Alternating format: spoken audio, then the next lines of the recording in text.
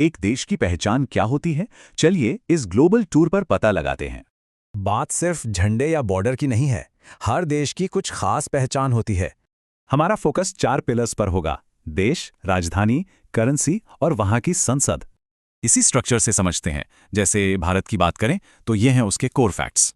हम जो भी जानकारी देखेंगे वो इसी स्टडी गाइड से ली गई है। तो चलिए शुरू करते हैं। अपने वर्ल्ड टूर की शुरुआत करते हैं विशाल और विविध महाद्वीप एशिया से। दक्षिण एशिया में देखेंगे तो कई देशों में रुपया कॉमन करेंसी है। अब दक्षिण पूर्व एशिया में यहाँ की करेंसी और संसद काफी अलग अलग हैं। एक छोटा सा सवाल, क्या किसी को जापान की संसद का अनोखा नाम पता है? इसका नाम है डाइट। ये नाम हमारी लिस्ट में काफी यूनिक है।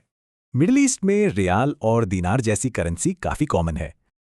चलिए अब अगली डेस्टिनेशन पर चलते हैं। पहले यूरोप के ऐतिहासिक देश, फिर अफ्रीका। यहाँ एक मजेदार बात है।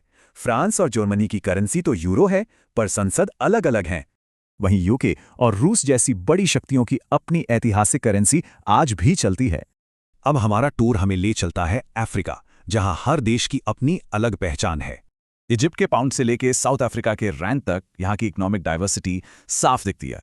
अब हमारे टूर का आखिरी पड़ाव, अटलांटिक पार करके चलते हैं अमेरिका। यहाँ डॉलर और पेसो जैसी पावरफुल करेंसी हैं और कांग्रेस और पार्लियामेंट जैसे लेजिस्लेटिव बॉडीज। साउथ अमेरिका में पेसो फिर से सुनने को मिलता है और नेशनल कांग्रेस एक कॉमन पार्लियामेंट्री नाम है। तो इस पूरे टूर के बाद क्या पैटर्न नजर आता है? चलिए इन नामों पर गौर करते हैं। जैसे डॉलर, रुपया और पेसो, ये नाम कई अलग अलग देशों में इस्तेमाल होते हैं। ठीक वैसे ही नेशनल असेंबली और पार्लियामेंट दुनिया भर में संसद के लिए सबसे कॉमन नाम है।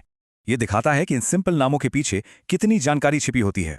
हमारे सोर्स गाइड में ऐसे 100 देशों की जानकारी है और हर एक की अपनी अलग कहानी है।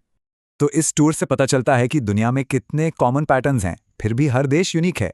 सबसे सरप्राइजिंग क्या लगा?